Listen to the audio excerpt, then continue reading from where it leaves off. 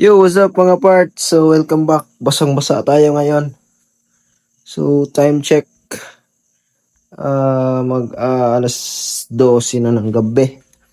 So, ito. Tapos lang natin maglinis. So, ginawa natin is nag-bleed tayo.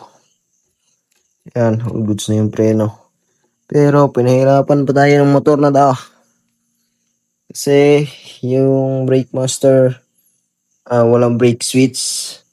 Naglagay tayo ng mopak. So, dito natin lagay sa ilalim. Patagilid dun para malinis.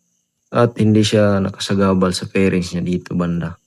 So, dito tayo na talaga ng sobrang tagal. Kumain talaga ng oras, mga isang oras siguro.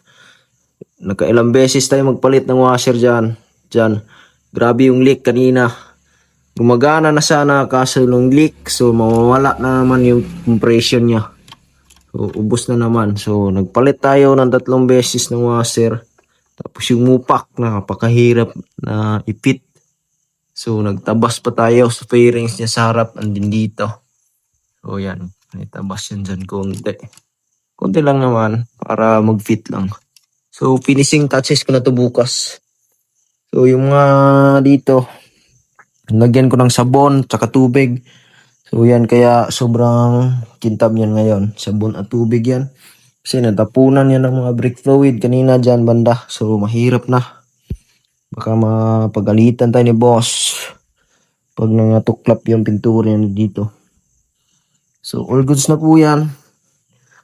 Tapos dito, nag-leak din yung konti. Ewan ko lang. Original pa naman to na switch hose. So, nag-leak pa rin. So, yan, hinigpitan pa natin ng maayos. Naglagay tayo ng tiplon sa loob. Pero all goods na siya ngayon. Ito, sa nickel tayo nagka-problema rin ng konti. Medyo ayaw gumana yung kabilang piston kasi yung normal kasi nalagayan is dito. So, tatama sa rims at sa spoke. So, pinagpalit natin. Ginawa natin bleeder yung dito. Tapos yung dito yung ginawa natin ng brake hose. So, yan. Ginawa lang natin ng paraan. Tapos, all goods na yung nickel. Tinanggal ko pa. Binaliktad para mag-bleed ng maayos. So, mga need talaga ng utak to pag nag-bleed ka ng mga ganito, lalo na kung purpat to, balagbag talaga tayo dyan. So yan, to ventilated, medyo kinalawang na kasi nagsabon tayo at saka dadapuan to ng brake fluid kanina, pero nilinis natin yan. Tapos yung acront na rims, linis na rin yan. Tapos dito pinder, all goods, bukas na naman ulit. Tapos na yung brake master.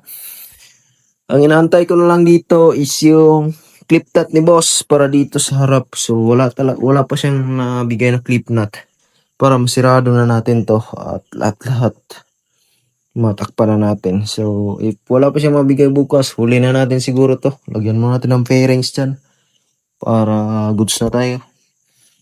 Tapos yun na lang antayin natin saka pipe. So kunti na lang, geng na to. So let's go mga part. Sa susunod naman.